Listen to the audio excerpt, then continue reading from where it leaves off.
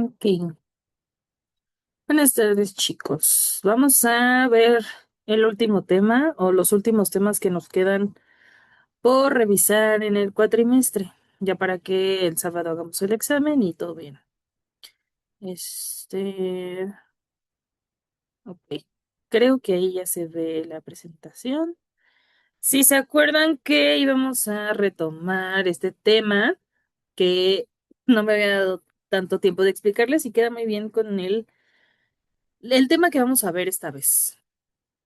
Entonces es importante que empecemos a hablar un poco de Mendel, ya lo habíamos mencionado con anterioridad en las teorías evolutivas, pero lo que va a suceder ahora es que vamos a hablar más específicamente de Mendel y cómo esto impacta pues en los estudios de genética, que es lo que nos toca ver un poco de la cuestión genética, ¿ok? Bueno, las leyes de Mendel sentaron, bueno, más bien, la investigación que Mendel hizo sienta las bases para comprender la herencia genética de los seres vivos. Sí, de alguna forma, revoluciona la percepción de cómo se transmiten ciertas características de una generación a otra, porque la realidad es que en la época en la que él se encontraba, haciendo sus propias investigaciones, pues no era tan mm, permisible eh, ir descubriendo cosas que pusieran un poco en entredicho lo que pasaba al respecto, por ejemplo, de la religión, ¿no?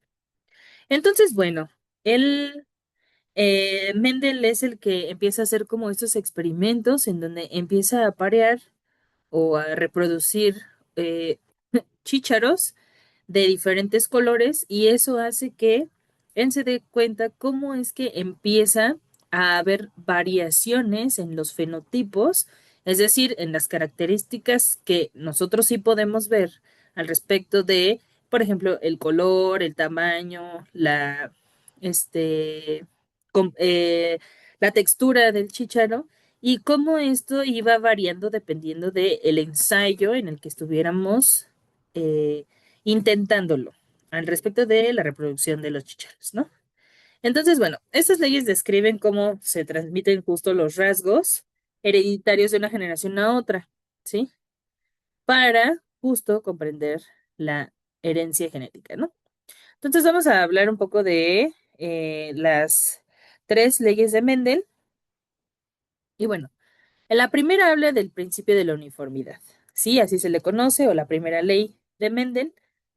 Y esta manifiesta que si se cruzan dos razas puras, es decir, que ambas contengan dos alelos dominantes, que lo vamos a representar con la A mayúscula, o bien con dos alelos recesivos, con la A minúscula, para un determinado carácter, se obtendrán hijos iguales entre sí en términos fenotípicos. Vamos a hablar de dos términos, que es fenotipo y genotipo. Fenotipo es todas las características que podemos observar a, a simple vista de, el resultado de justo de cómo pues se parean o se combinan esos dos sujetos para dar resultado a qué. Y los genotípicos son todas las características que no podemos ver a simple vista, pero que están presentes en los genes, ¿sí? Y bueno, vamos a hacer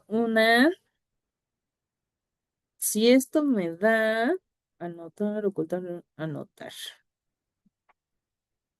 Si el pulso me da. Entonces, aquí vamos a poner M de mamá, P de papá. Y entonces ambos tienen la, el gen dominante. Y acuérdense que siempre los vamos a representar con dos letras, las grandes tablitas de Mendel. Entonces, el papá y la mamá tienen ambas características dominantes. Entonces, cada uno de estos recuadros en estas tablas que, si se acuerdan en la prepa, ustedes llenaban y decían, claro que me van a servir para mi vida cotidiana, Lo que intentan representar es justo en qué ensayo de, de la probabilidad de que suceda que, por ejemplo, el hijo salga con alguna, digamos, con alguna característica, ya sea lo que llamamos buena o mala, hacíamos estas tablitas en las que íbamos diciendo, no, pues en la primera generación, en la segunda generación, en la tercera generación, y es lo que se intenta para aquí representar. Si mamá tiene los genes o los alelos, perdón, dominantes y el papá también, pues por mera probabilidad y pues porque no hay de otra, el primer intento, siempre intenta representar, es más, lo vamos a cambiar, un color que no sea, lo vamos a remarcar, ah, ya sé, ¿cómo le vamos a hacer? Vamos a borrarle aquí, ok. Entonces, a mamá le vamos a poner, ay, que, sí, sí, ella tiene estas características, ¿no? Que son dominantes. Y al papá le vamos a poner estas características que también son dominantes, ¿sí? Entonces, cuando pareamos, es decir, cuando reproducimos a estos dos sujetos y entonces veamos cuál es el resultado en tanto a los hijos o al producto, nos vamos a dar cuenta que si combinamos este con este, ¿qué nos va a dar? A mayúscula en rosa y en rojo, que es el ejemplo ahorita. Si pareamos estos dos, ¿qué nos va a dar?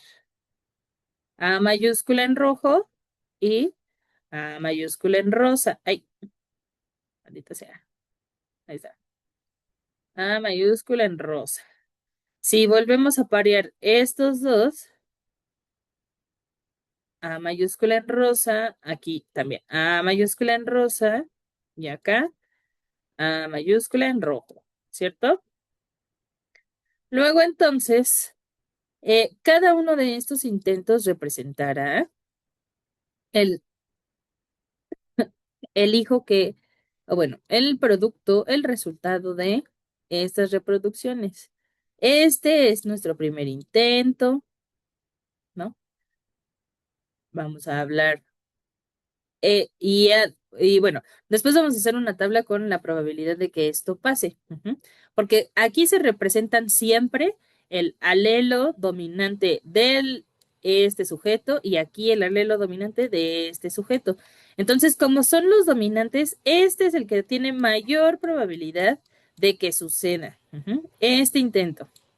Los que tienen menos probabilidad serán estos, porque usualmente aquí vamos a representar a los alelos recesivos, ¿sí? Que solamente se expresarán si encuentran las condiciones adecuadas. Este no es el caso que estamos, porque este es el principio de la uniformidad, pero más adelante lo vamos a ver. Y aquí entonces vamos a observar que mientras que en el primero que era más probable que esto pasara, acá abajo se van a ver estas combinaciones que son los alelos recesivos y sí y solo sí, si ambos son alelos recesivos y son la condición para que se manifieste, por ejemplo, alguna enfermedad o alguna condición del sujeto, se representarán, pero si no, pues la verdad es que el alelo dominante es el que gana, justo por eso se le llama dominante y entonces no se expresa la característica. ¿Ok? Entonces, bueno, el principio de uniformidad habla de que lo que es evidente, si el mamá, si la mamá o el papá, ambos tienen alelos dominantes, entonces esto es más que obvio, ¿no? A los cuatro intentos que estamos intentando representar aquí, que son los cuatro primeros hijos o cuatro primeros resultados de la reproducción, se le verán las características o se le llamará que están hijos iguales entre sí en términos fenotípicos o genotípicos, ¿ok? Entonces este es nuestro primer intento y ahí lo voy a dejar. Ahora vamos a pasar a la segunda ley. La segunda ley de Mendel habla de el principio de segregación, ¿sí? Esta defiende que el cruce de dos individuos de la primera generación dará lugar a una segunda generación filial. Ujú. O, es decir, se recupera el fenotipo del individuo recesivo de la primera generación, por lo tanto, el carácter recesivo permanecerá oculto en una proporción de 1 a 4. Ok, ¿qué acabo de decir? Esto. Ciertos individuos son capaces de transmitir un carácter, aunque en ellos no se manifieste. Y vamos a hacer una vez más el ejemplo de si yo tengo a la mamá, uy, bueno, sí, y aquí se ve muy acá,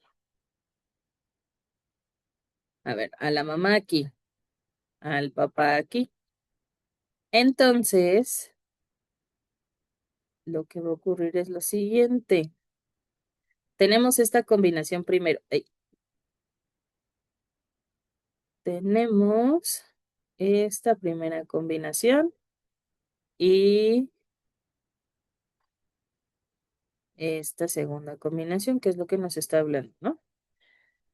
Esta define que el cruce de dos individuos de la primera generación, que es esta, ujú, dará lugar a una segunda generación filial. Es decir, si combinamos los intentos que tenemos que hacer, bueno, que en teoría se reprodujeron y ya todos fuimos felices, lo que va a suceder en las combinaciones es esto. ¿Se acuerdan que aquí arriba yo les había dicho que mientras los genes dominantes, bueno, a ver, mientras los genes dominantes aquí se expresaron aquí y acá y entonces por obvias razones esto es lo que iba a pasar, no hay otra cosa que combinar, son puros genes dominantes. Es lo mismo que va a pasar porque es el primer cruce que tenemos ante los genes dominantes de la mamá y del papá. ¿Ok? Entonces, lo interesante se pone cuando viene la otra generación, a partir de justo la segunda, la tercera y la cuarta, y la segunda ley nos habla de cómo se representa hasta la cuarta generación. Vamos a ver ahorita la segunda y la tercera. La segunda se va a representar con el alelo dominante y el alelo recesivo de el dominante del papá y el recesivo de mamá. Luego ahora vamos a representar el dominante de mamá y el recesivo de papá, ¿ok? Aunque agarramos el dominante de papá o de mamá, no importa, o sea, bueno, a ver, sí importa, pero a lo que vamos en la combinación o en el cruce de los ensayos, si se dan cuenta, en la segunda y en la tercera generación, en la segunda y en la tercera generación, pareciera que los alelos son iguales. Entonces, lo que va a suceder es que, independientemente de la primera generación, la segunda y la tercera pareciera y va a pasar que van a ser muy iguales en cuanto a fenotipo y genotipo, porque están compartiendo esto, alelo dominante y alelo recesivo en la misma cantidad, a diferencia del primero que comparte los dos alelos dominantes. Y lo que nos quiere decir la segunda ley es algo muy interesante, ¿ok? Va a ser esta cuarta combinación que es la que va a ser de mayor interés para esta segunda ley. ¿Ok? Esa es la de mayor interés. Para la segunda ley, el principio de segregación es, dado que hasta la cuarta generación, hasta el cuarto intento, se van a expresar o se van a poder combinar los alelos recesivos, que si se dan cuenta son los que quedan hasta acá. Solo hasta la cuarta generación vamos a empezar a ver características diferenciadoras de estos tres. ¿Ok? Y además, el resultado, el hijito de aquí, lo que va a pasar es lo siguiente. Si nosotros lo ponemos con una persona que, por ejemplo, vamos a ver, digamos que el resultado es, él es el papá. Ya esta generación va a estar acá. Entonces, él tiene estos dos alelos recesivos, ¿cierto? porque este es este es un hijito, este es otro hijito, este es otro hijito, este es otro hijito, ¿cierto? Entonces, bueno, mamá está acá y aunque mamá tenga, ay, bueno, más bien, mamá tiene un alelo dominante y un alelo recesivo. Entonces, lo que va a pasar con la cuarta generación es que como la persona o el individuo tiene ambos alelos recesivos en su configuración genética, lo que va a suceder es que al menos en la primera generación puede ser que no se manifieste porque el alelo dominante de la mamá es dominante. Pero lo que sí va a pasar es que a partir de la segunda generación, entonces ya se van a ver hijitos con la característica de, ay, perdón, de los alelos recesivos. Y el tema es que en muchas ocasiones lo que sucede es que no porque pues no estamos acostumbrados a sacarnos perfiles genéticos. Entonces, justo no sabemos cuál es nuestra característica genética en este sentido y justo cuál es la característica genética del otro individuo con el que pretendemos reproducirnos y tener a lo mejor alguna cría para saber si esto pudiera expresarse. Piensen en estas características recesivas si fueran una enfermedad. Ay, si fuera, sí, enferme. Entonces, justo hasta este momento que ya nos reproducimos con alguien que tiene también el SLL recesivo, se va a manifestar esa enfermedad, pero también piensen, ¿alguna vez han escuchado cuando las mamás o las tías sacan su lado pues un poco racista, la verdad? Y dicen, pues justo reprodúcete con alguien güero para sacar, por ejemplo, los ojos, el tono de piel o así. Y cuando, eh, por ejemplo, si llegas a conseguir una pareja que tenga estas características, más, por ejemplo, europeas, gringas, etcétera, este, lo que se le llama abuelear es esto, es cuántas combinaciones tuvieron que haber pasado entre generación y generación, o por lo menos, al menos los hijos de este primer ensayo, bueno, esta primera reproducción y los hijos de esta segunda reproducción, ¿cuántos ensayos tuvieron que haber pasado para que el fenotipo de los ojos claros se manifestara? Entonces, por eso vamos a encontrar que en muchas ocasiones, aunque la abuela haya sido de ojo claro o el abuelo haya sido de ojo claro, tal vez no se alcance a manifestar la característica del ojo claro porque quizá también haya un elemento de aquí de un alelo dominante muy dominante. ¿Ok? Obviamente, recordemos que estos estudios vienen de hacer ensayos con chícharos, ¿no? Entonces, pues hace falta agregarle la complejidad de el ser humano. Entonces, justo no lo que quiero decir no es que al cuarto hijo ya va a salir hermoso, ¿no? Con sus ojos claros, sino que más bien valdrá la pena hacer un estudio genético que deberíamos todos hacernoslo para saber si nuestra pareja es compatible con nosotros para asegurar la reproducción viable de esta cría. ¿Ok? Y bueno, el resumen de la segunda ley es, ciertos individuos son capaces de transmitir un carácter aunque en ellos no se manifieste. Por ejemplo, los en los que no se va a manifestar es en estos. En ellos no se va a manifestar tal vez ese carácter. Sin embargo, no quiere decir que no lo tengan. Y justo es lo azaroso de la genética, ¿no? Que si bien lo que se ve es este elemento, porque es el dominante y es lo que podemos ver, color de cabello, color de ojos, color de piel, estatura, ¿qué más? Bueno, muchos de ese tipo de características, lo que es lo que no podemos ver es esto de acá. Y esto a veces o en muchas ocasiones es la puerta a enfermedades, a mutaciones que tienen que ver, por ejemplo, con albinismo. Bueno, no, el albinismo tiene más que ver con la falta de producción de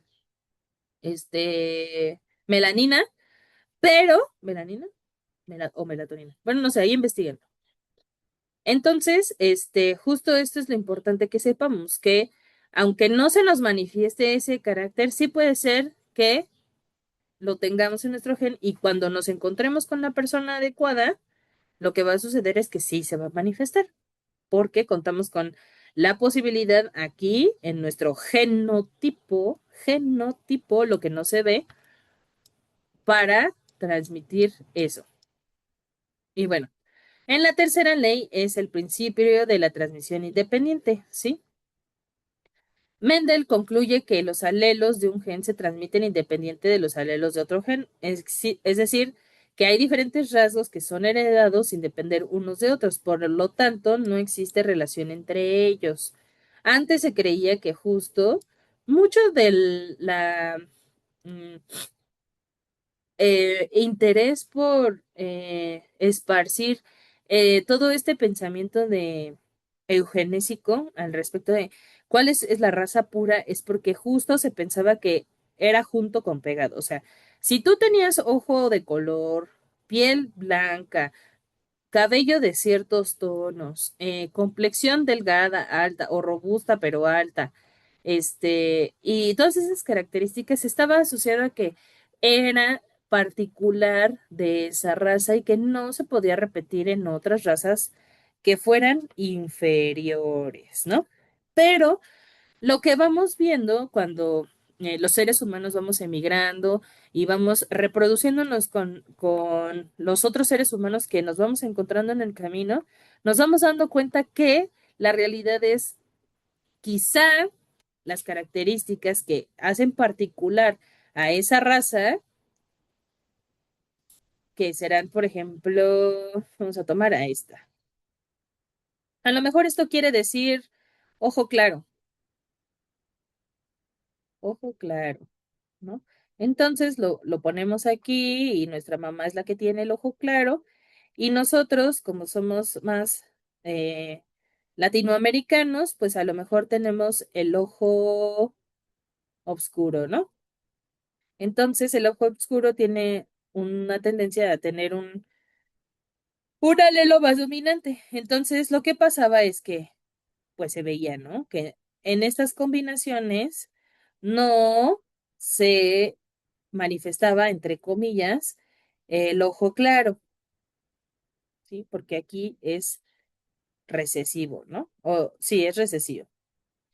Pero lo que nos fuimos dando cuenta es que después de estos ensayos, el fenotipo sí se podía transmitir de una generación a otra dependiendo también de el número de intentos que hiciéramos, ¿no? Entonces, lo que se concluyó es que, como tal, no hay una raza que tenga ciertas características que sean solamente de de esa raza, sino que más bien dependerá de la combinación que hagamos el resultado, tanto fenotípicamente como genotípicamente, al respecto de, pues justo la variación de mamá y papá.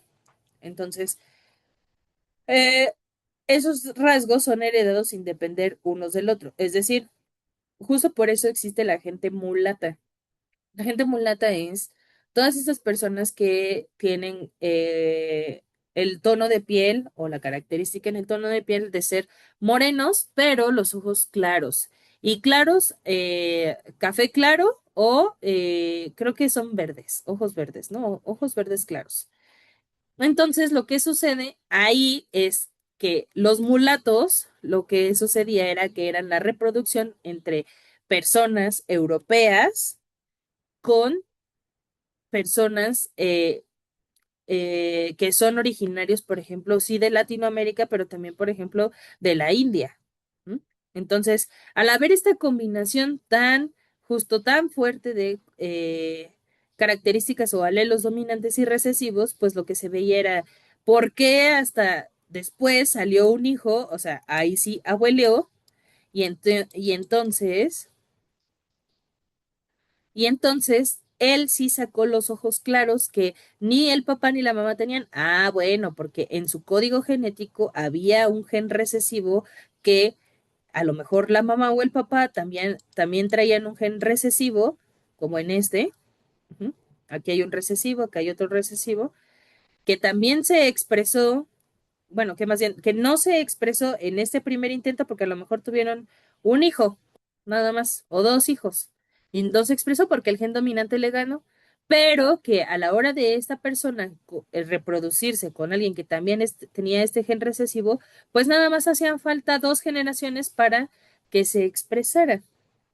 Y no dependía de que fueran morenos o güeros, sino que hubiera solamente la combinación de estos genes. Entonces, justo, también ahí vamos a ver otra vez que toda esta idea de la eugenesia, de buscar la raza pura, pues en realidad es algo mal entendido porque hasta en genética podemos decir que ni siquiera las características que son como las más importantes de la, según raza pura, pueden mantenerse como raza, como en la pureza, porque dependerá justo de ¿cuántos, pues con quién nos gusta hacer la fechoría, ¿no?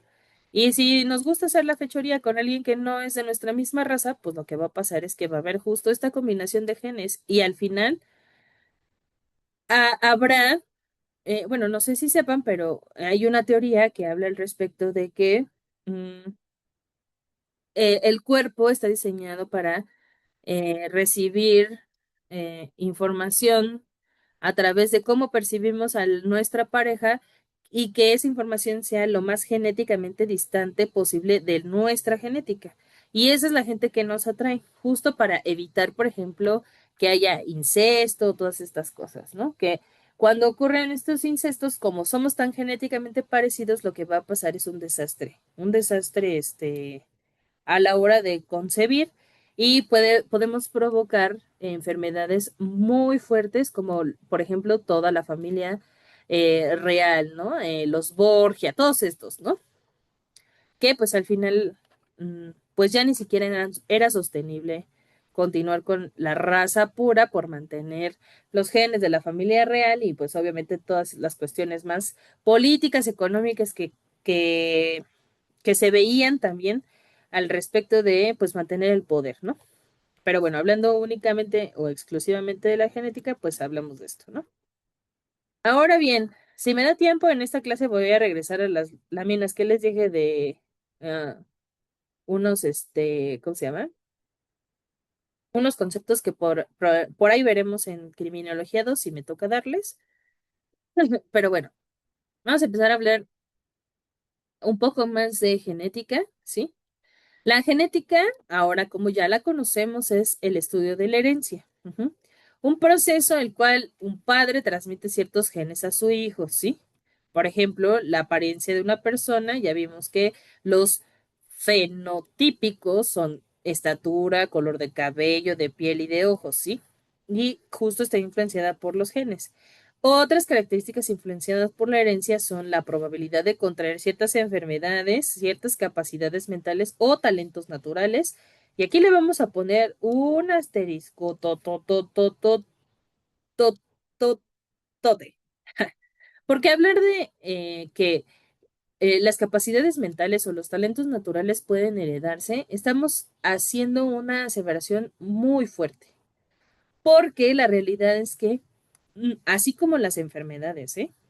La realidad es que nuestros padres determinan, sí, muchas cosas al respecto de la información que viene en los genes cuando nos están concibiendo, cuando nos conciben, pero el gran asterisco para estas tres es que más bien se hereda la susceptibilidad li- ay, o probabilidad, ¿ok? Ay, la probabilidad. O sea, hay enfermedades que sí tienen una probabilidad, ajá, que sí tienen un Una implicación genética muy fuerte que si ambos padres tienen, evidentemente en el producto también se manifestará, pero también es cierto que hacer esta aseveración tan fuerte, sin considerar muchas otras cosas que también intervienen a la hora de concebir o, por ejemplo, tener un hijo y criarlo, es que pareciera entonces que llevado al extremo, necesitamos reproducirnos con alguien que tenga ciertas capacidades para hacer o no las cosas. Entonces, esto hace que empiece este discurso discriminador al respecto de justo por qué los pobres se reproducen, por qué las personas que no tienen los recursos se reproducen, cuando en realidad lo que la genética quiere decir es que heredamos la susceptibilidad de que eso suceda siempre y cuando las condiciones se manifiesten y, bueno, se junten y se manifiesten para que esto ocurra. ¿Ok? Como por ejemplo, la diabetes y la hipertensión. Muchos de aquí tenemos papás diabéticos e hipertensos o ambas.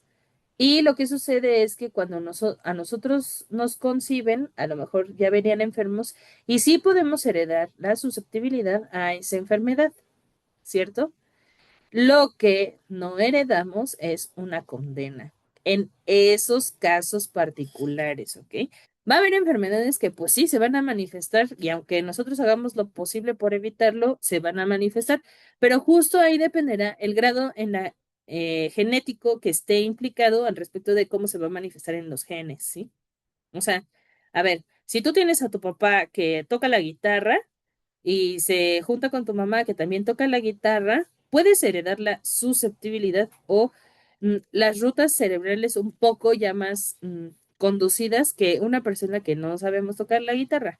Pero que tú seas bueno tocando la guitarra no depende de que nazcas con la susceptibilidad, dependerá entonces de las condiciones. ¿Se acuerdan que dijimos depende? Es nuestra nueva palabra favorita. Depende. Depende y contexto, ¿no? Depende del maldito contexto, ¿sí?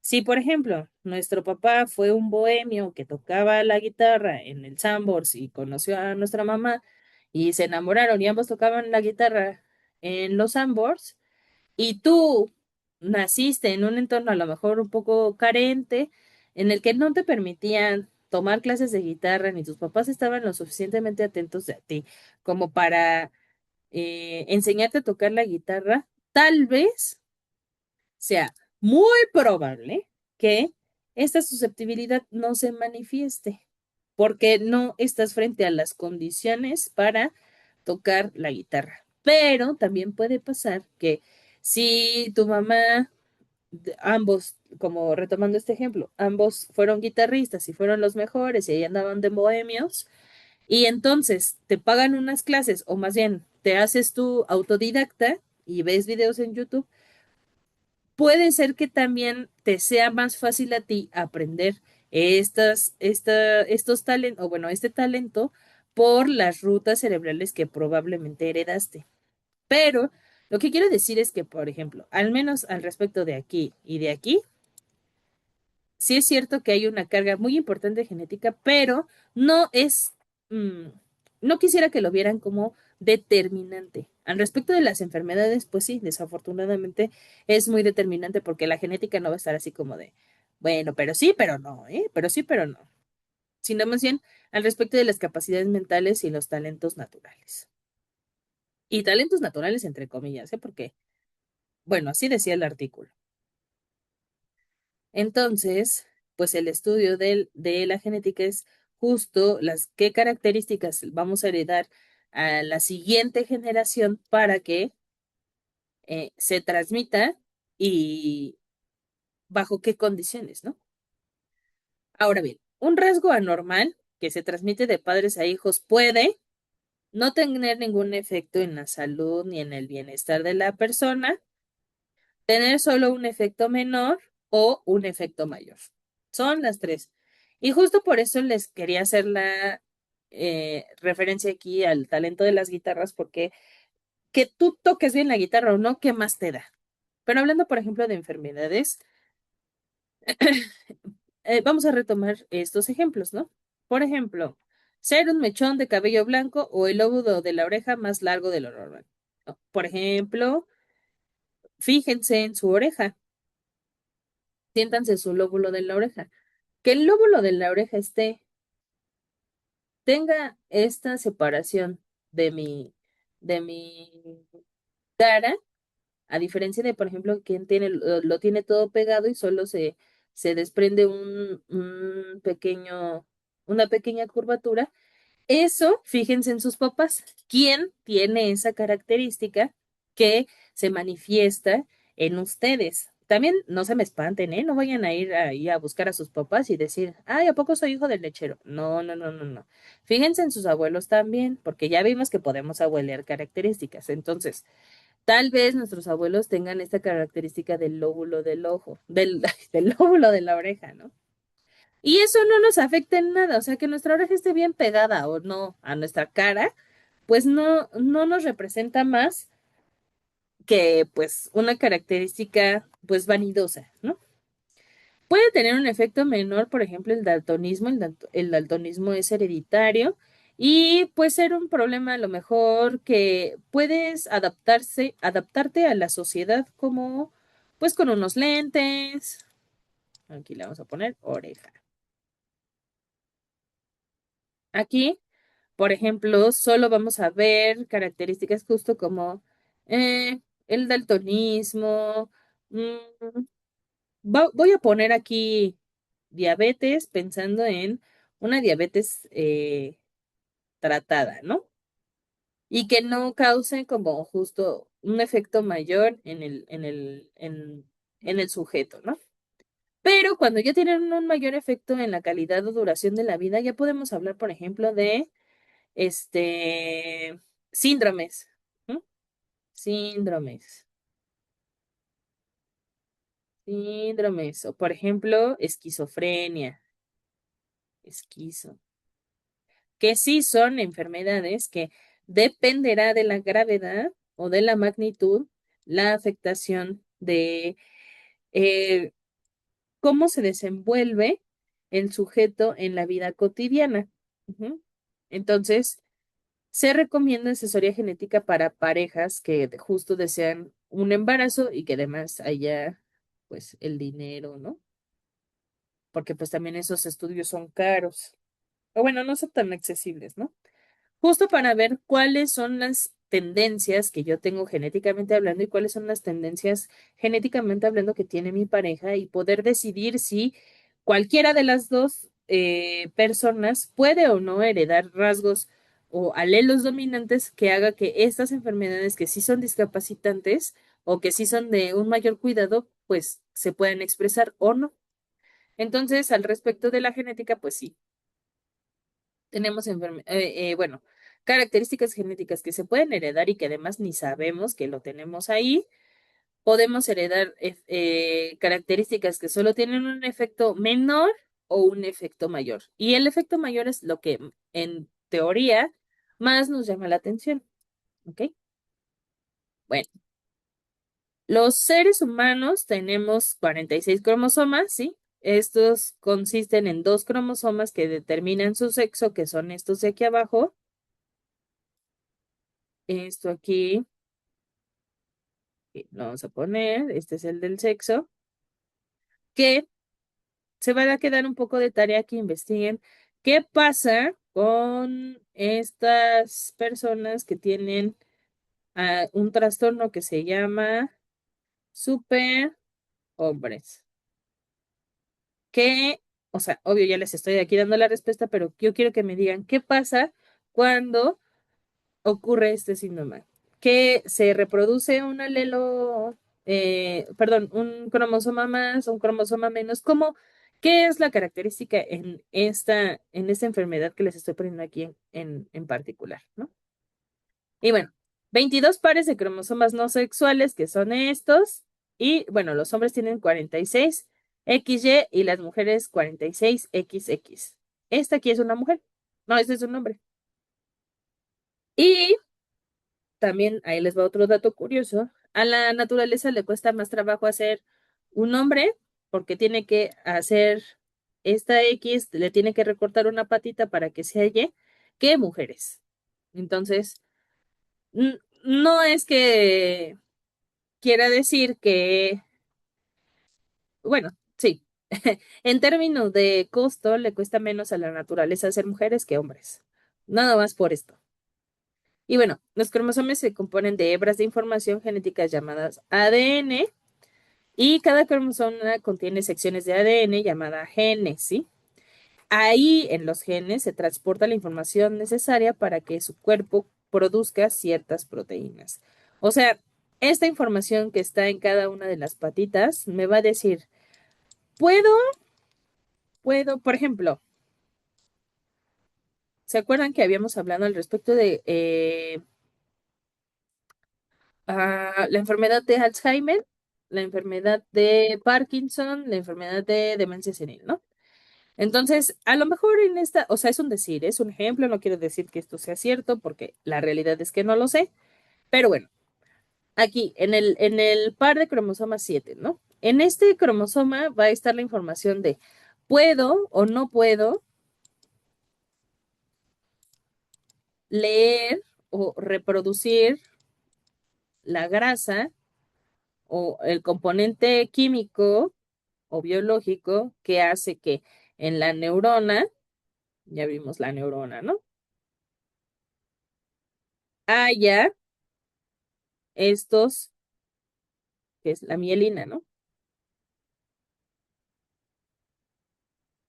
Entonces, la información va a estar aquí, en el 7, en el segundo cromosoma del 7, aquí en esta patita, y es más, hasta luego cambiar de color para que vean.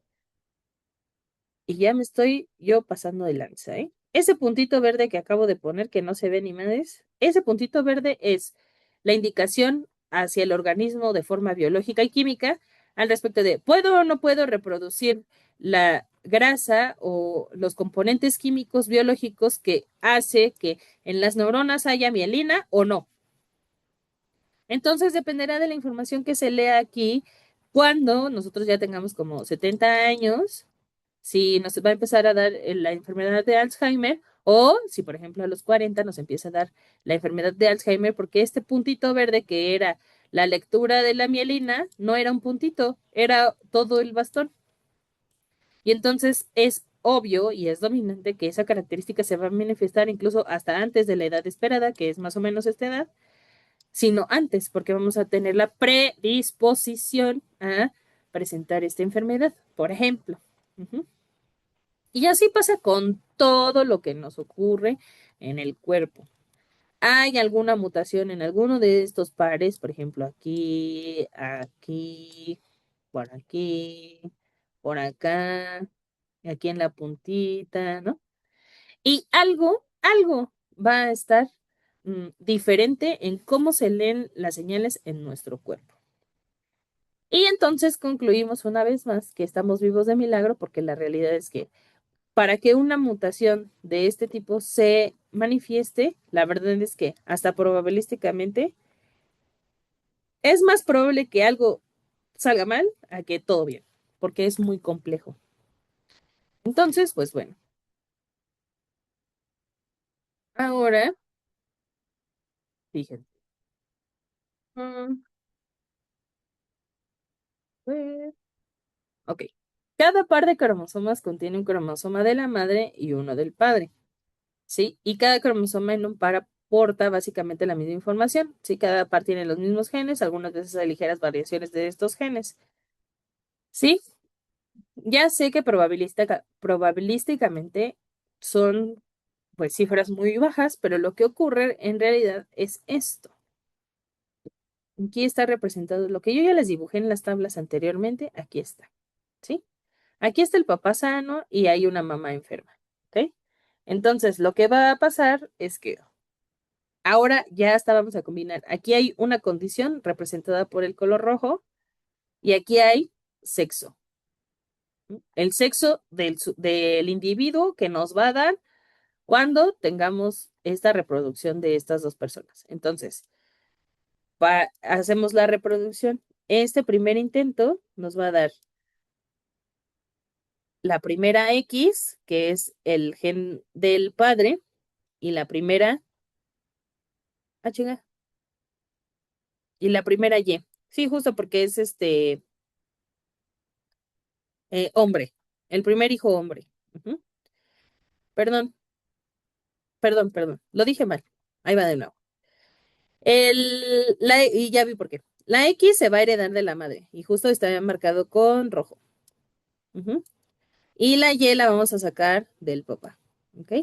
Y como es dominante, por eso va primero. Entonces, la primer variación de estos dos va a resultar un hijo enfermo porque la mamá tiene el gen dominante. ¿Ok?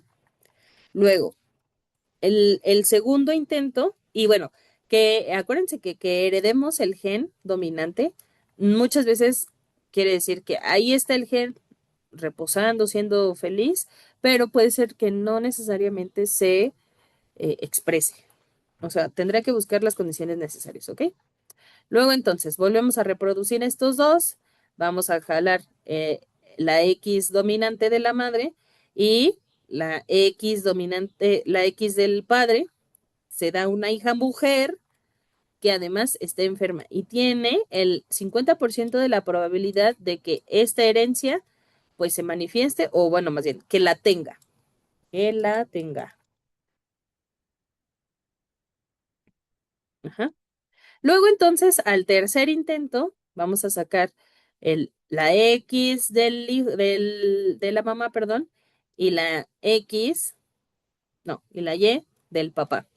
Entonces va a suceder que como ya no vamos a agarrar este, sino vamos a agarrar este, entonces este no viene mutado o con alguna variación y entonces vamos a tener un hijo sano. Un hijo hombre sano porque estamos agarrando X y Y.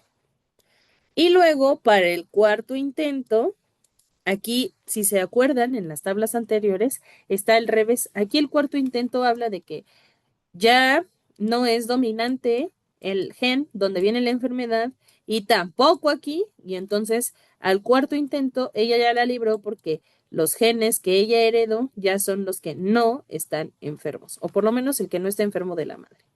¿Ok? Y ese es el resumen de todo lo que viene aquí, ¿sí? Un gen variante puede conducir a una proteína normal o a una cantidad anormal y pues bueno, pueden resultar muchas variaciones, ¿sí? Y cuando esto sucede, el gen anormal se denomina recesivo. Bueno, en este ejemplo, ¿ok? O sea, lo que quiere decir la lámina es esto, este ejercicio, ¿ok? Yo sé que pareciera complicado, pero más bien lo que ustedes tienen que entender es que una vez que hacemos la reproducción entre padres de bueno, justo cuando hacemos la reproducción, lo que tenemos que ver es quién tiene el gen dominante y entonces en cuál de los intentos se va a presentar este gen dominante y en cuáles no, o bueno, cuál es menos probable. Porque sí, también estamos hablando de casi hechos, pero la realidad es que es esto. Miren, aquí en ese mismo artículo dice que 50% de probabilidad de que haya una herencia ligada al cromosoma X, que es este X de la madre. ¿Ok? No son hechos como tal, ¿sí? Y bueno, eso no es tan importante. Ahora vamos a hablar un poco de genética y criminalidad, ¿no? Ha sido importante hacer este tipo de investigaciones al respecto de justo cómo si yo les estoy diciendo acá, en esta lámina, ¿no? Que hay una probabilidad de que podamos heredar, por ejemplo, algunas enfermedades que sí son eh, determinantes para el sujeto, como lo pueden ser justo la esquizofrenia, síndromes, etcétera, pues muchos autores se preguntaron si también se podían heredar rasgos o características que tuvieran o que estuvieran asociados a la criminalidad.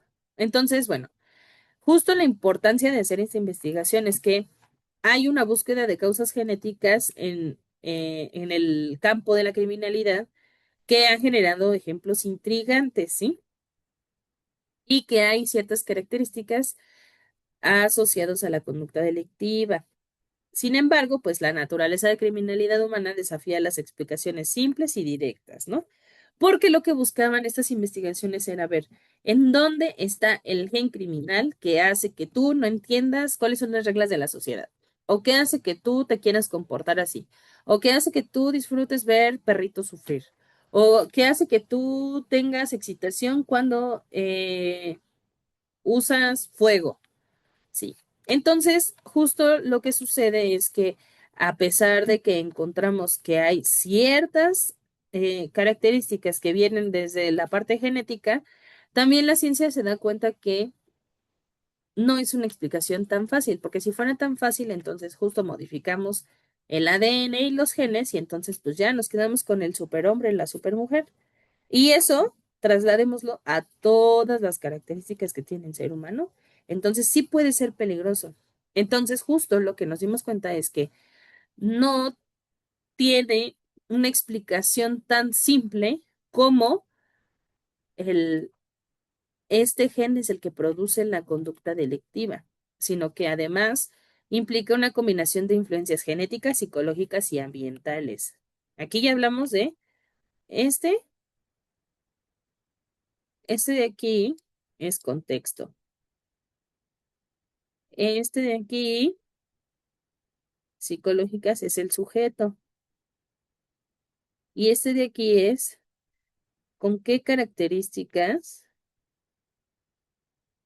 que son independientes a él. O sea que este sujeto no decidió tener estas características o ser de esta manera porque es un código genético que ya viene precargado solo porque sus padres se reprodujeron, ¿no?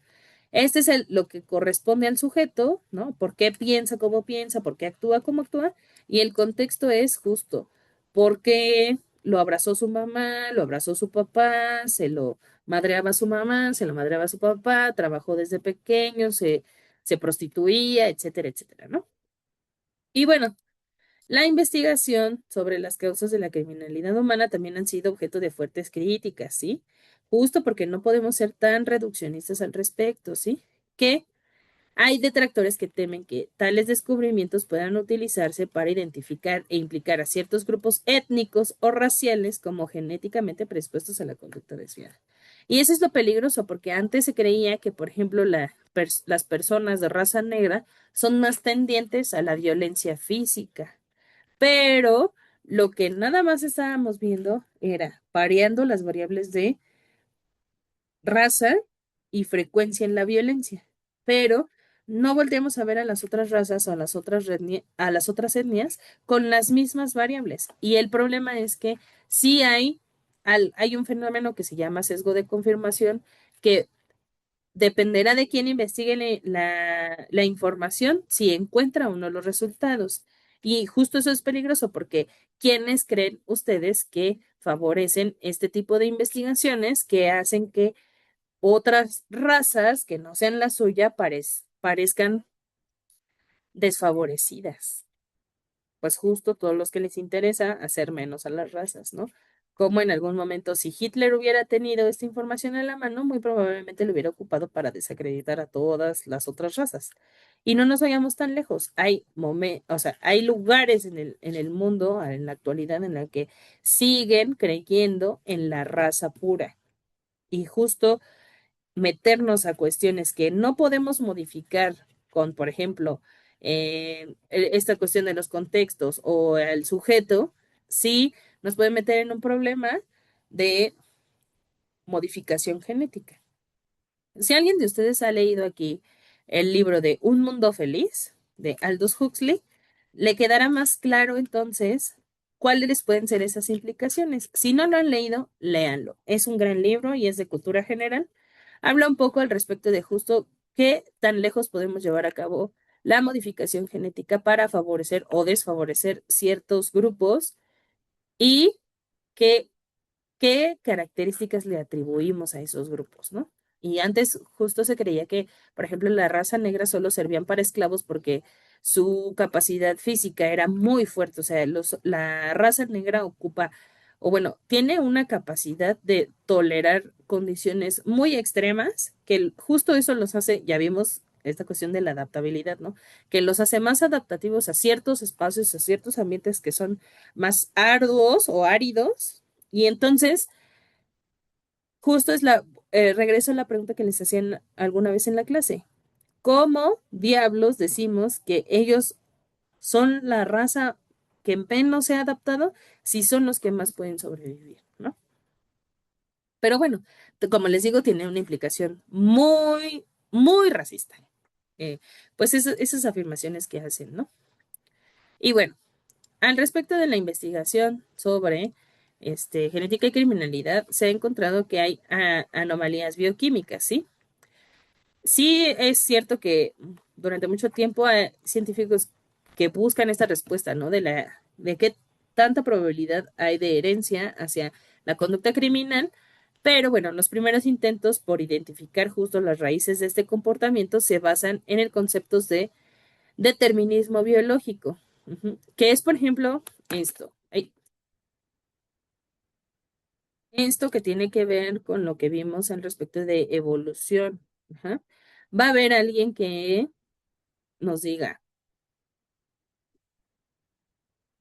claro, tú heredaste todas estas características, tú eres más probable que se vea aquí una conducta delictiva que acá, ¿no? Y jugar con el determinismo biológico lo que produce es que eh, encasillemos a una persona y esa persona ya no tenga una alternativa que tomar. O otra, o le estamos quitando siquiera el poder de la decisión. Entonces, justo eso es lo peligroso de hacer estas aseveraciones porque, miren, que explica y justifica el comportamiento humano como mero reflejo de rasgos innatos, sin apenas considerar las influencias psicológicas o ambientales. Lo que nos están queriendo decir con el determinismo biológico es que nosotros hagan de cuenta que somos máquinas, no pensamos, solo actuamos por reflejo, que hubo unas investigaciones y hay unas investigaciones que sí hablan de, por ejemplo, reflejos. Y al respecto de este tema me gustaría andar en clase. Acuérdenme de explicarles cómo es que estos reflejos sí condicionan nuestra conducta con el ejemplo del changuito que trae a su mono. Es que no me acuerdo ahorita cómo se llama, pero es un changuito que se volvió muy viral porque su mamá, se lo madreaba, no lo quería, y entonces le dieron un changuito de peluche. Y ahí anda con su changuito de peluche. Bueno, y por ejemplo, en esta cuestión de investigar cuáles son las características asociadas a la criminalidad, hubo un médico italiano, Cesare Lombroso, y aquí esto sí yo creo que tatúenselo o a ver qué chingados, porque es de los autores más importantes al respecto de la criminología y que ustedes tienen que tener bien claro qué quiere decir este güey, porque fíjense, fíjense qué maldito año tiene 1876 cuando hace sus investigaciones y es a la fecha que vemos ejemplos de cómo esta teoría sigue vigente, aunque ya no debiera. Y ya no debiera justo porque hace o intenta hacer este determinismo al respecto de las características de los sujetos que van a determinar una cierta personalidad y entonces ya no nos da oportunidad a, a que intentemos actuar de otra forma y eso hace que determine nuestra conducta sin ni siquiera habernoslo pedido, ni por favor, ¿no? Pero justo no quiere decir que eso así sea, ¿no? Y bueno, eh, El hombre criminal es uno de los textos que más destacan de César el Hombroso, en donde dice que hay ciertos grupos inferiores debido a su apariencia simiosa, quienes ustedes creen que tienen esta característica, y que, bueno, eran en realidad vestigios evolutivos con tendencias criminales, según él, ¿no? Entonces, desde entonces se han desarrollado teorías y métodos científicos más sofisticados para identificar las múltiples etiologías del compartiendo. Etiología, origen. Origen, incluida la criminalidad, ¿sí? Entre las teorías más conocidas sobre el comportamiento humano que cuentan con respaldo en la comunidad científica se encuentran aquellas que sugieren que ciertos desequilibrios bioquímicos, en particular relacionados con los neurotransmisores, podrían influir en la generación de una amplia gama de anomalías, ¿sí? Esos neurotransmisores que ya no nos dieron tiempo de ver, sí también tienen mucho que ver, pero también, por ejemplo, una mala estructura en el cerebro. Si algo estructuralmente se nos daña, también podemos llegar a tener mm, anomalías en la forma de comportarnos. Entonces, pues si bien los neurotransmisores sí tienen mucho que ver, también muchas otras cosas. También, por ejemplo, puedes nacer bien. Vale madre lo que ya expliqué de la ley de Mendel, de cómo se heredan las características o los rasgos, y no sé, a los 8 años haberte caído de un segundo piso y ese golpe tan fuerte dañar la estructura en tu cerebro, y eso también va a hacer que ciertas características, ya sea de tu personalidad o de tu cuerpo, cambien. Y entonces, eso también es determinante. Y al final no fue un factor genético, no fue algo que ya hubieras nacido así, no naciste pensando en a huevo, me voy a caer a los 8 años, ¿no? Sino, pues fue un accidente, fue algo que pasó y entonces sí es cierto que no era un mensaje que teníamos en las células, pero pues es algo incidental. Y como es algo incidental, pues no lo podemos prever, pero sí va a tener a lo mejor las mismas características que las deficiencias de este tipo pudieran presentar, como la desregulación de los neurotransmisores. A lo mejor el golpe que te diste hizo que alguna de las estructuras se dañara y ahora, no sé, como ya no tienes una parte del... Estoy diciendo cualquier cosa, ¿eh? Porque no quiero decir que así sea, pero si, por ejemplo, ya no tienes una parte del hipotálamo, entonces, como el hipotálamo es el que regula conducta de sueño, conducta sexual y conducta alimenticia, entonces ahora nunca tiene sensación de saciedad. Es un decir, y es una conducta que pudiera aparecer dado un traumatismo, pero también puede ser que no te pase nada. Así como en los genes recesivos, también puede ser que no se expresen y no pasa nada. Pero lo que sí nos llama la atención es justo tratar de darle una explicación a todos esos eh, casos que vemos que se salen de la normalidad. Nada más hay que tener mucho cuidado con qué explicación queremos darle. No podemos ser tan deterministas porque acuérdense que somos un ente biopsicosocial, ¿no? Biopsicosocial. A ver, ahí. Biopsico. Y creo que incluso a este término ya se le van a hacer cambios porque no me acuerdo que vi en un artículo al respecto de que ya no era suficiente, ¿no? Pero bueno, ahorita vamos a tomar estos tres elementos: biológico, psicológico del sujeto, social del contexto. Entonces, si nosotros nada más nos quedamos queriendo explicar al respecto de esto, pues nos vamos a quedar cortos porque hace falta considerar el contexto, hace falta considerar las características inherentes del sujeto, ¿sí? Y bueno, en algunos estudios se ha descubierto justo niveles reducidos del neurotransmisor serotonina en personas con depresión o agresividad, ¿sí? Que han intentado suicidarse o que presentan un control deficiente de los impulsos, ya como los pirómanos o niños que maltratan animales. Pero hay otros estudios que han encontrado niveles normales de serotonina en esos mismos grupos y niveles anormales en grupos normales. O sea, sí es cierto que la investigación la tenemos que hacer con mucho cuidado porque si no, justo vamos a encontrar datos que queremos encontrar, pero que no necesariamente sean la explicación al fenómeno, ¿ok? Entonces tenemos que tener mucho cuidado al respecto de qué leemos y cómo lo leemos, porque si no, justo vamos a encontrar, claro, el neurotransmisor serotonina hace que haya depresión y haya falta de control de los impulsos. Pues sí, tal vez, pero no en todos los pirómanos o no en todos los niños que maltratan animales se presenta esta condición. Y en personas normales sí se presenta esta condición de que hay rasgos bajos de serotonina, pero no están ahí delinquiendo o prendiendo cosas, ¿no? Entonces, si bien es una característica que acompaña que sean a lo mejor pirómanos o niños que maltratan, no es un factor determinante para estos casos. Y eso es a lo que voy. Si bien la característica está ahí presente, tal vez no es determinante, sino más bien hace falta esta explicación transdisciplinaria, que es lo que nos tenemos que acostumbrar, que sea una explicación transdisciplinaria para poder encontrar cuál es la explicación a este sujeto. Ey, ¿cuál es la explicación a este sujeto? Tal vez a este sujeto, pues igual y sí, ¿no? Nada más le hacía falta su chocho de serotonina y ya iba a estar feliz, ¿no? Pero igual al otro sujeto que no tiene una deficiencia en serotonina, está triste todo el maldito tiempo y no entendemos por qué, hasta que le preguntamos, oye, ¿qué te pasó, no? Ah, pues es que terminé con mi novio, se murió mi mamá, reprobé todas mis materias y mi perrito se murió. Ah, pues obviamente va a estar triste y deprimido, ¿no? Y no nada más es por una carencia dentro de la cabeza al respecto de serotonina, sino vamos a investigar justo el fenómeno psicológico y el fenómeno social. Y bueno, asimismo se han relacionado anomalías en los niveles cerebrales de dopamina con conductas agresivas y antisociales, ¿sí? Han- pero fíjense, aquí los estudios han arrojado resultados contradictorios, o sea, tanto lo hay para personas que andan haciendo cosas malas, así el delincuente, tanto lo hay como para otras personas que son normales, ¿no?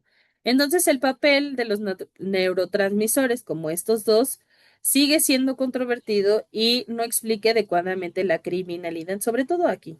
El problema es querer encasillar o darle una explicación tan reduccionista a un fenómeno más complejo porque, por ejemplo, se han preguntado por qué, me parece que solo México es el país que tiene el delito de feminicidio. En ningún otro país del mundo hay un delito catalogado como feminicidio por las características de género. ¿Por qué en México somos el país que más produce feminicidios en el año, en la historia?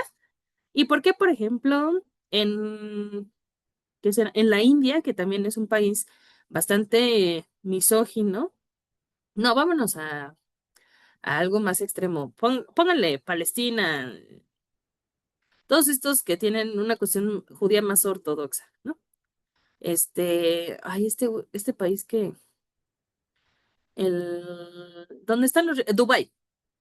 ¿Por qué en Dubái, a pesar de ser una cultura profundamente misógina, machista, que tiene dominada por completo a la mujer, tal al grado que solo las dejan usar las burkas, que son pues estas telas que cubren todo el cuerpo de la mujer?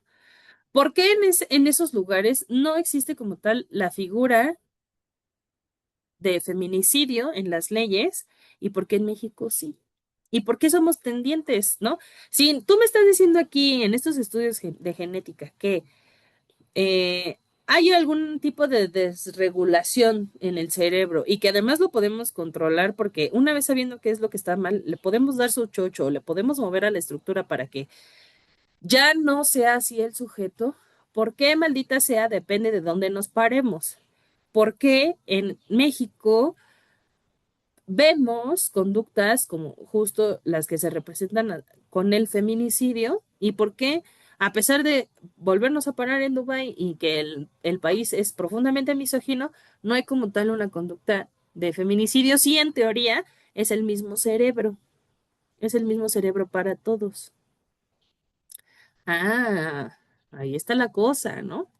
Que desafortunadamente en las explicaciones biológicas o de determinismo biológico no alcanzan a explicar las implicaciones psicológicas y sociales y entonces se quedan cortas. No quiere decir que estén mal, sino que se quedan cortas de por qué pasa lo que pasa ante ciertos individuos y entonces cómo se manifiesta en la química del cerebro.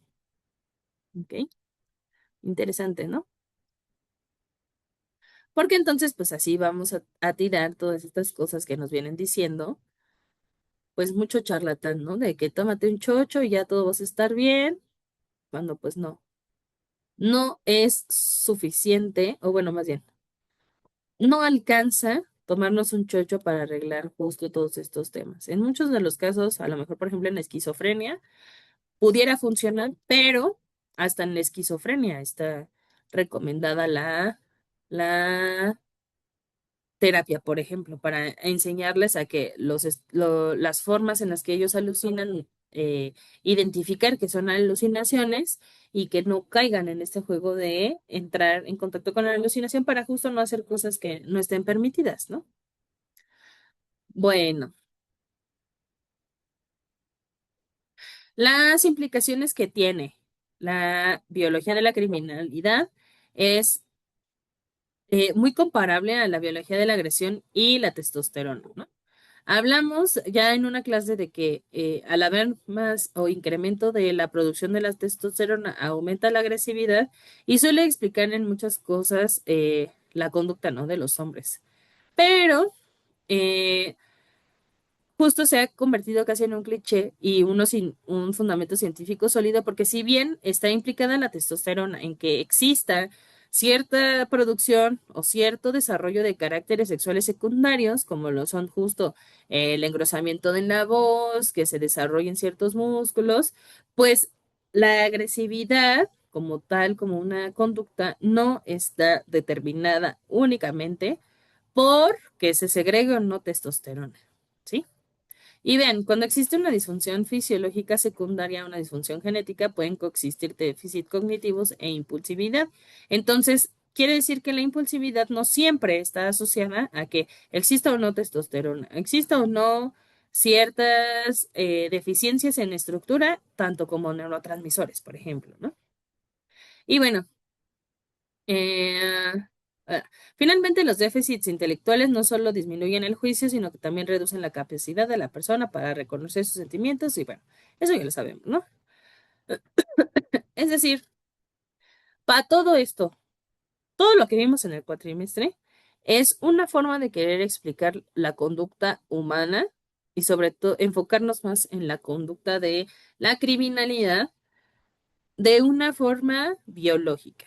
Ujú. Las implicaciones que sí tiene en el cuerpo que no se segreguen ciertos neurotransmisores, que ciertas glándulas del cuerpo fallen, que ciertas estructuras en el cerebro fallen, que ciertas cosas o procesos en el sistema nervioso central, que sistema nervioso central es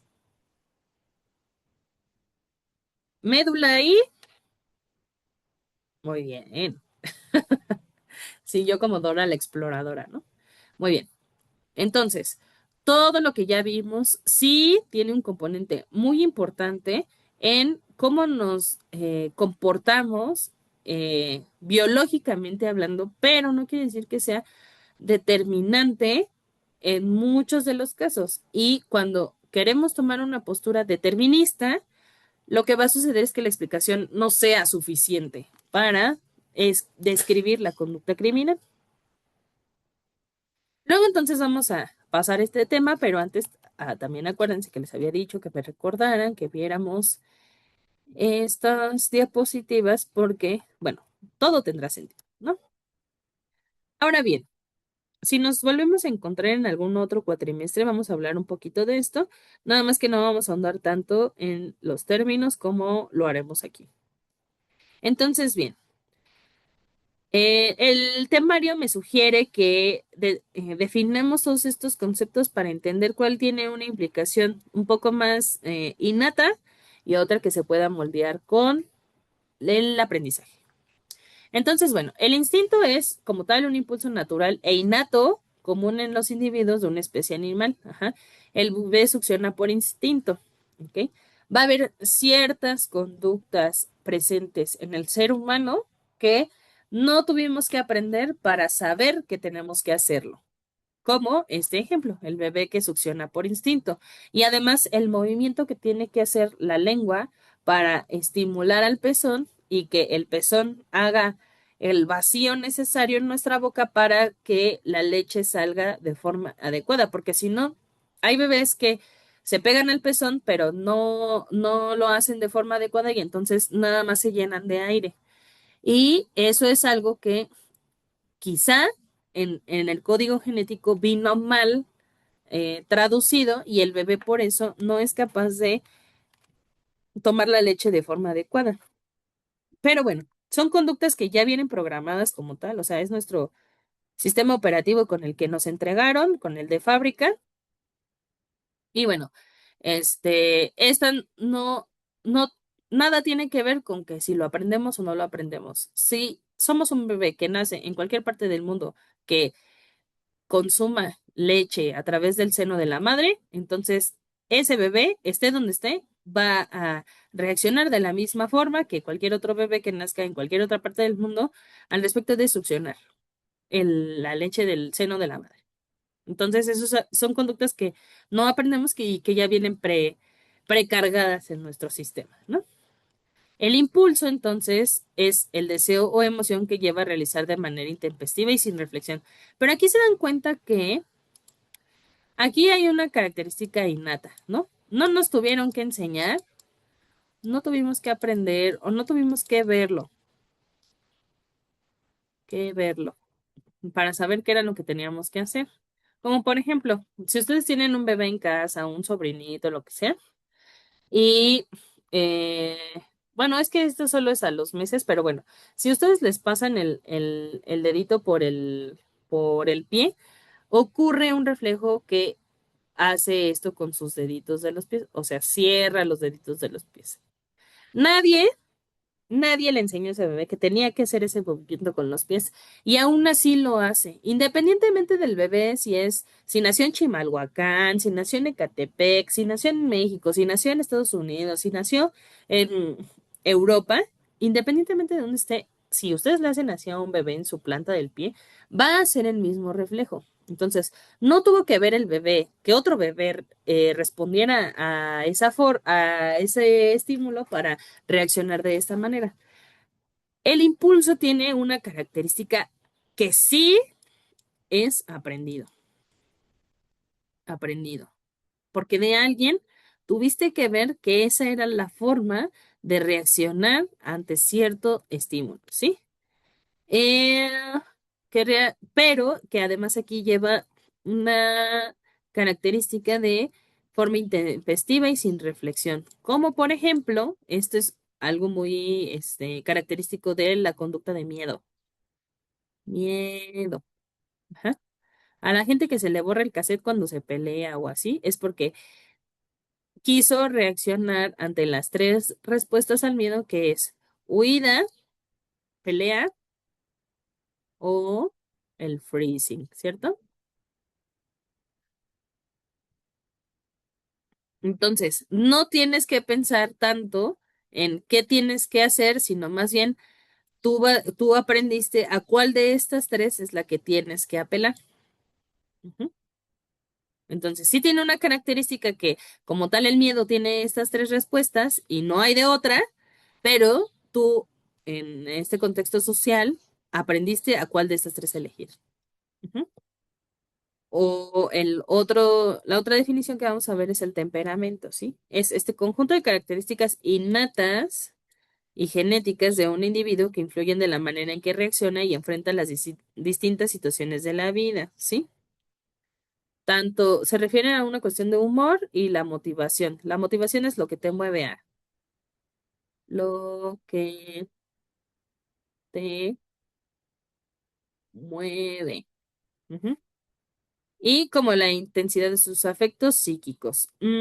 Aquí le vamos a poner un asterisco porque vamos a ver qué artículo lo dice. Pero bueno, al respecto del temperamento es, si tú fuiste un bebé enojón, enojón, chillón, berrinchudo, ¿no? Es muy probable que a la fecha lo siga haciendo, porque son las formas en las que ya traemos configuradas y además aprendimos a adaptarnos al mundo, porque de alguna forma nos era gratificante ser de esta manera. Pero no quiero decir que esto sea igual, lo mismo, que esto sea determinante, porque pues, sí podemos ser enojones, pero también podemos aprender a no serlo. Y esto, por ejemplo, se trabaja mucho en terapia. Y cuando se los vuelva a mencionar en algún momento que volvamos a tomar un curso juntos, se los voy a volver a decir. Hay características que trabajamos en terapia. Bueno, que se trabajan en terapia, ¿no? Y bueno, el comportamiento es el modo en que un ser vivo responde ante las demandas o los estímulos de su entorno, ya sea que lo haga de forma consciente o inconsciente. Bueno, aquí le vamos a poner también otro asterisco porque yo no creo en la inconsciencia, ya sea voluntario o involuntario, y incluye tanto las acciones observables como los procesos internos. Los procesos internos es todo lo que pienso, todo lo que pienso. Ujú. Entonces, ¿cómo es que un ser vivo responde a esos estímulos y ya sea que sea, vamos a ponerle adaptativo o inadaptativo, voluntario o involuntario, ¿sí? La conducta luego entonces es la respuesta observable de un individuo ante un estímulo, aunque puede ser interno o externo. Esto es, aquí les va el ejemplo. Ah, esta es una caja, aquí está la palanca y aquí está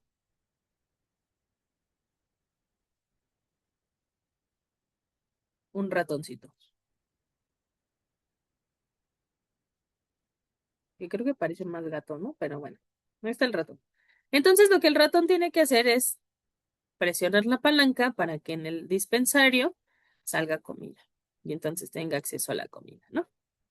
El comportamiento será toda acción que haga la rata o el ratón que no tenga que ver, o bueno, que tenga que ver y que no tenga que ver con que tenga que apretar la palanca o no. Ujú. Puede ser que dé vueltas por aquí, que se ponga a oler por acá, que, mm, no sé, tome agua, ¿sí?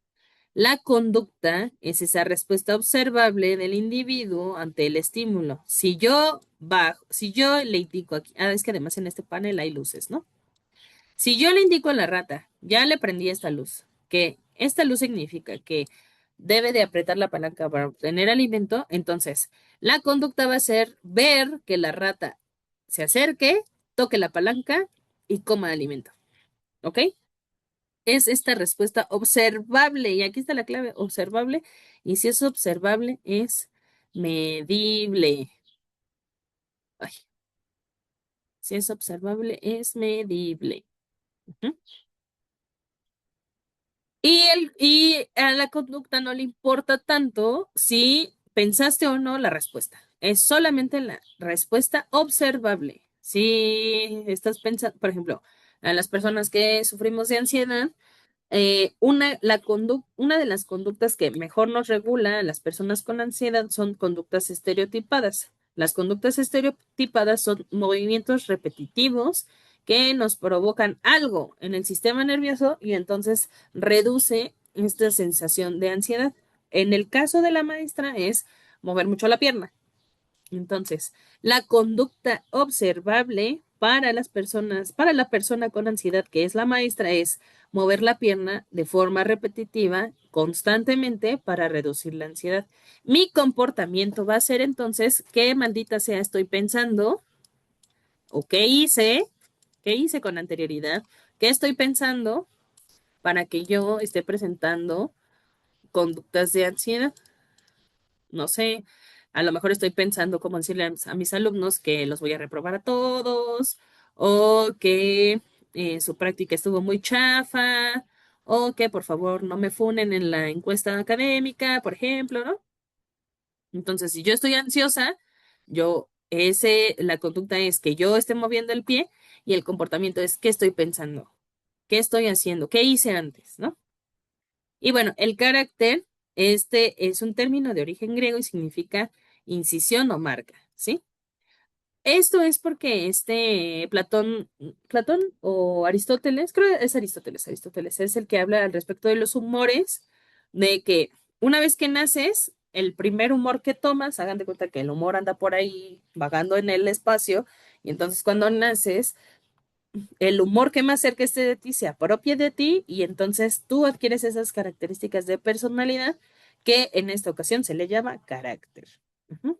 Es el modo en que un individuo actúa habitualmente ante cierto tipo de situaciones y esta es aprendida. Ujú. Si tu papá, por ejemplo, tiene una baja tolerancia a la frustración, ay, frustración, y te agarra de su chalán, lo más probable que suceda es que se desespere y te grite y no te pueda dar indicaciones porque a él no se le enseñó a ser tolerante ante estos estímulos. Entonces, ¿qué va a pasar contigo? Que entonces tú también vas a aprender a que la baja tolerancia a la frustración es la respuesta a todo. Porque ¿qué pasa, no? Se desesperan, avientan las cosas, le pegan al mueble que estaban arreglando y ya mejor lo descompusieron más. No, tienen todas estas conductas que mm, no es que sean adaptativas, pero les ha servido.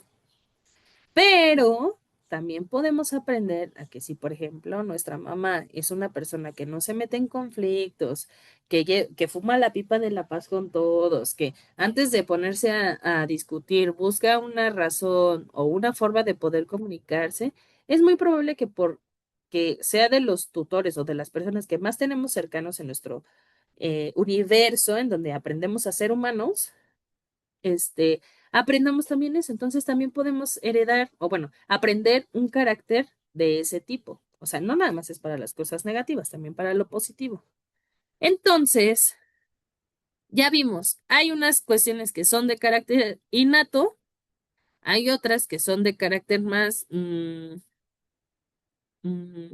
de cosas que son más medibles, y aquí de contexto, lo que se viene aprendiendo. Entonces, yo les vuelvo a preguntar.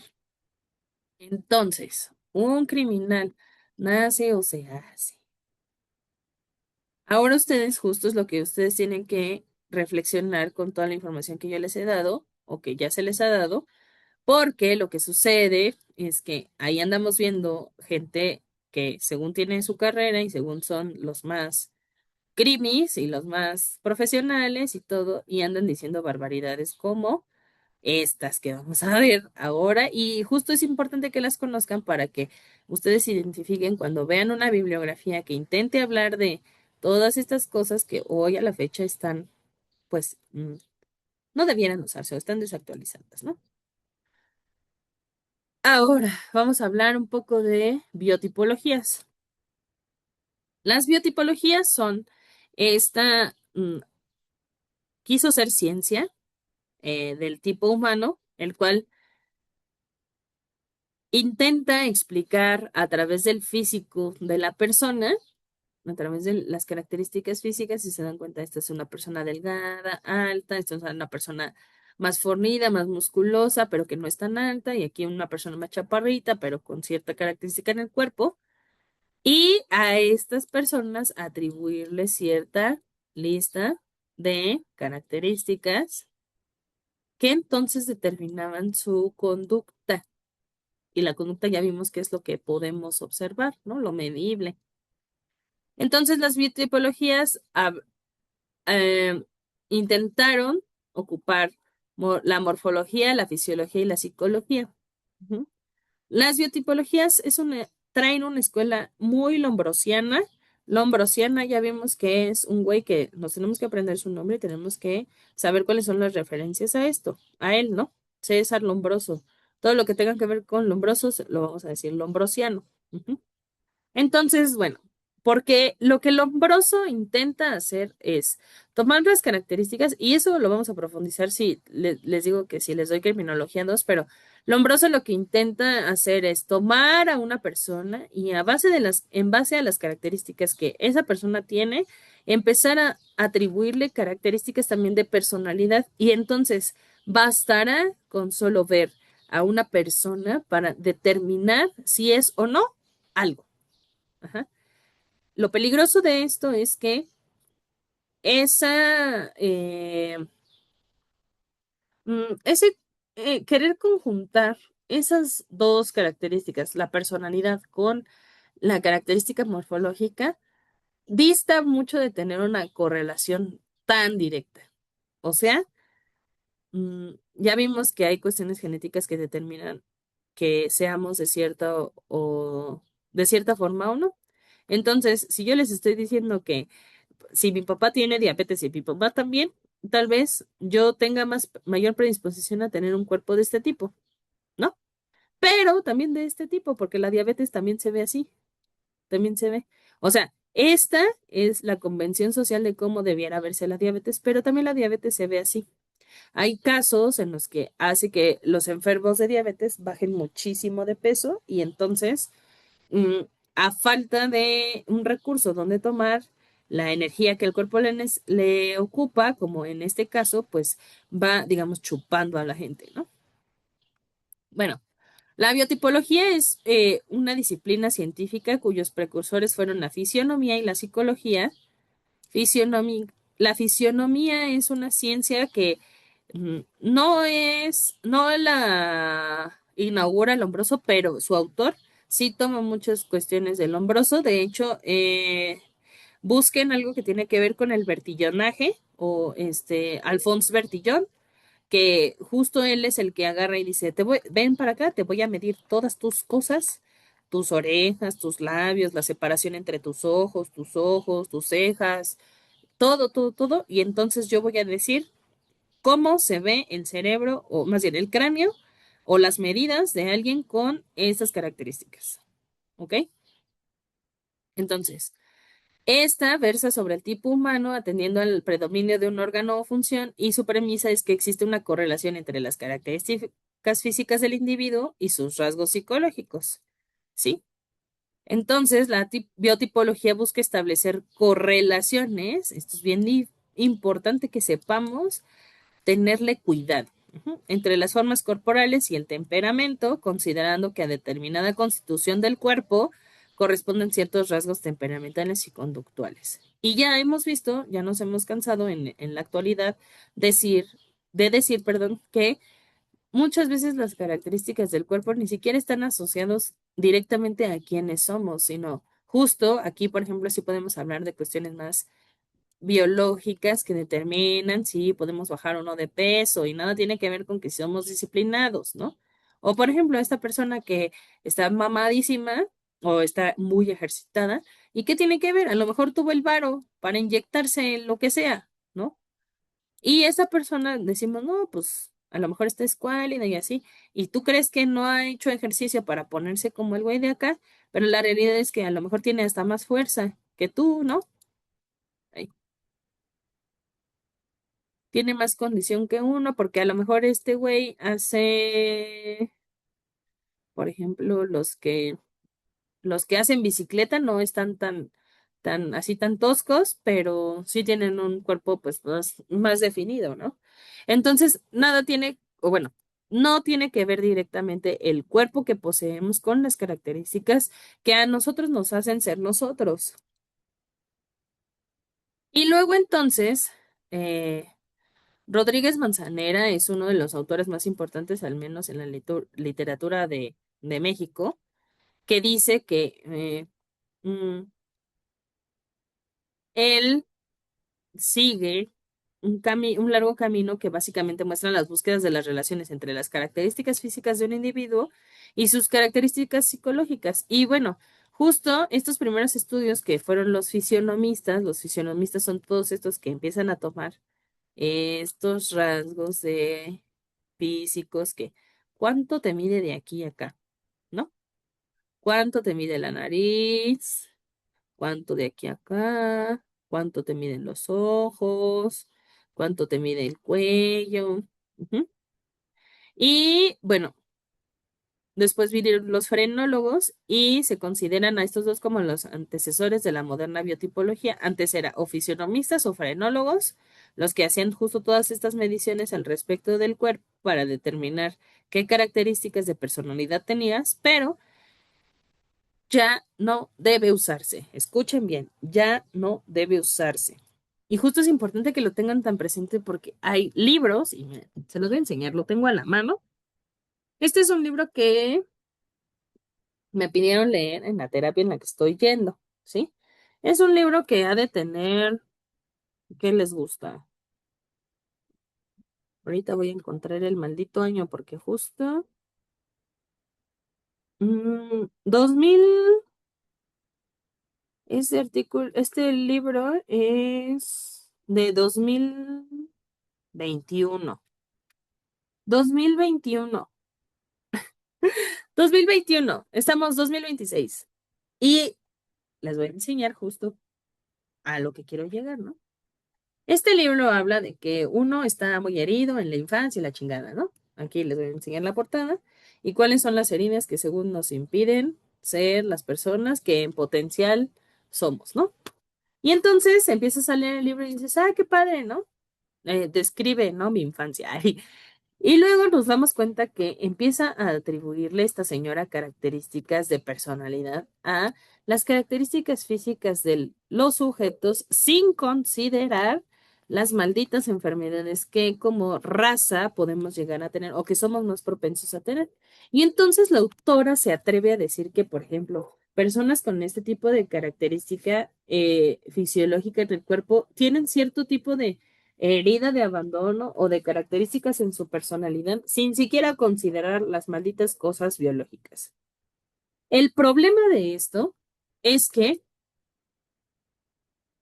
encasillamos a la gente y sacar a la gente de ese encasillamiento pareciera a veces tan complejo, porque también hay otro fenómeno psicológico que se llama justo la profecía autocumplida, que hace que la persona se case. Ah, y también en criminología hay una teoría que habla al respecto de eso, que es la teoría del etiquetamiento. Búsquenla.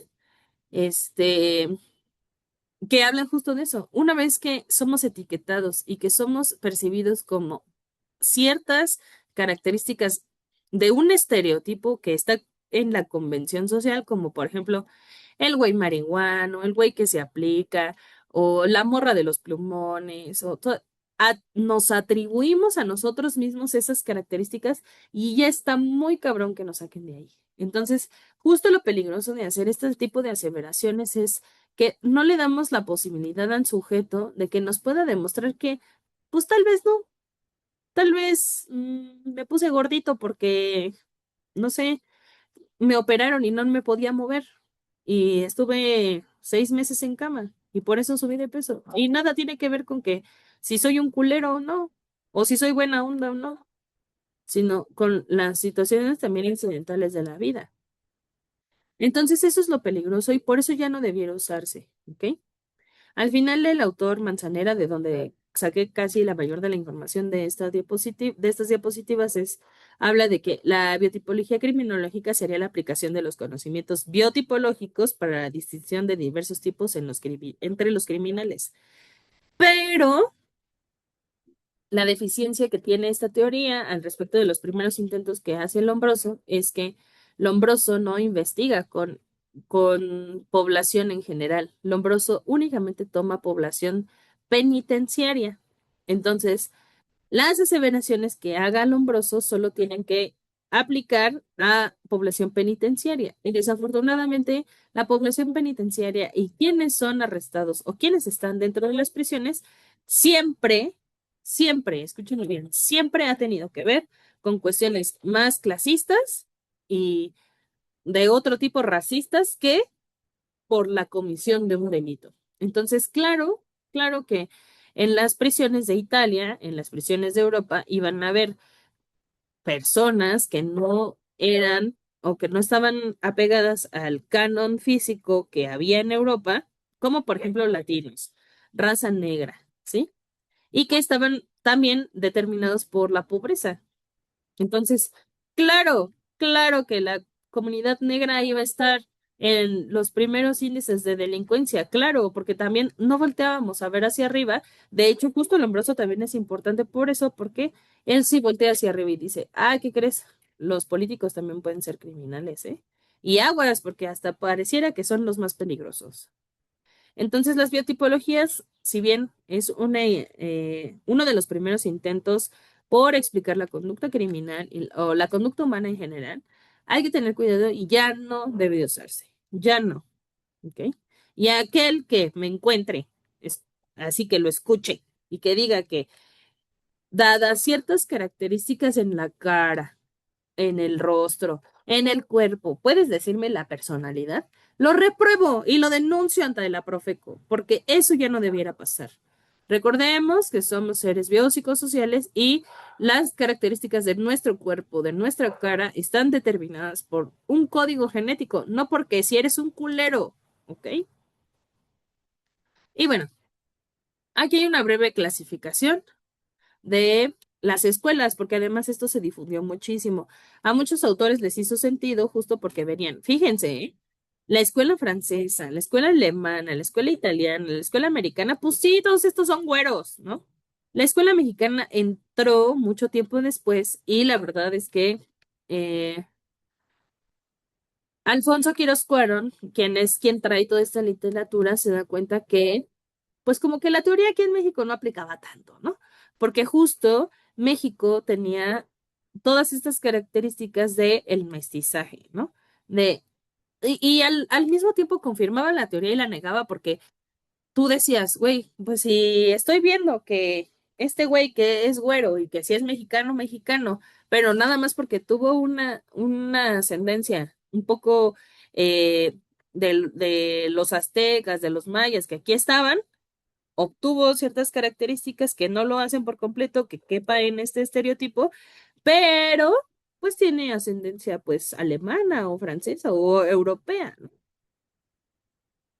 Entonces, Alfonso Quiroz Cuarón se da cuenta que, híjole, es que aquí pareciera que la mayoría de la población somos tendientes a ser criminales, pero también es cierto que muchos de los presidentes que pasaron a través de los años tienen las características que, de acuerdo a la teoría que estos mismos autores quieren decirnos, también cuentan con esas características y no son personas necesariamente malas, ¿no?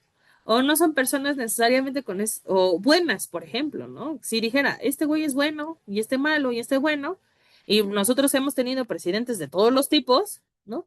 Y vamos a decir, entonces, ¿cuál es el que sí cumple con la norma al respecto de la personalidad y el cuerpo?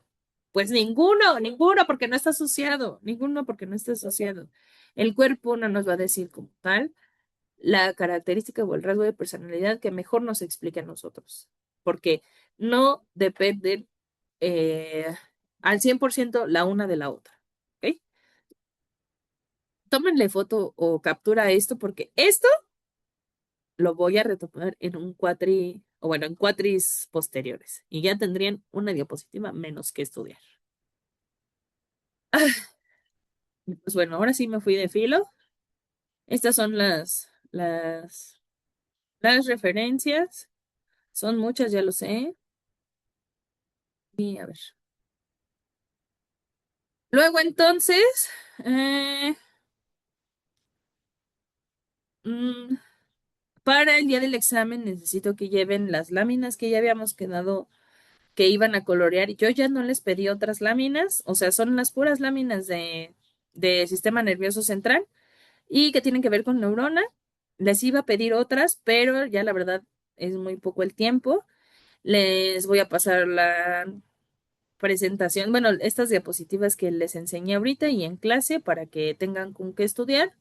Y yo me voy a dar cuenta si ustedes vieron esta clase, si la siguiente semana, bueno, más bien el sábado, me dicen que será algún dato curioso. Ah, quiero que en el cuaderno lleven anotado, si llegaron hasta este punto de la clase o hasta este punto del video, quiero que lleven anotado en el cuaderno. mm, ¿Qué? ¿Cuáles son los componentes? No, más bien, ¿qué estructura está implicada? ¿Qué estructura en el cerebro está implicada para que uno sienta o no sienta miedo? Ustedes investiguen y ahí me dicen. No quiero que me pongan la explicación, solo díganme, esta es la estructura que está implicada en si siento o no siento miedo de forma natural. ¿Ok? y yo sabré que vieron la clase hasta aquí. Y si no, no les voy a firmar la participación de el sábado pasado, bueno, del sábado 4 que no tuvimos clase, ¿ok? Entonces, si vieron hasta aquí, pues ya saben cuál es la tarea y si no, pues ni modo, ¿no? Estudien, nos vemos el día del examen. Lleven sus cosas, lleven sus láminas, lleven sus datos curiosos. Yo no voy a aceptar de que, ay, maestra, acuérdese que usted me firmó. No, yo necesito ver las firmas, necesito ver las láminas, necesitan llevarme ya las prácticas, respondan las preguntas de las prácticas y pues nada más. Yo creo que con eso. Y pues nada, nos vemos entonces en clase, ¿vale? Y bueno, detener.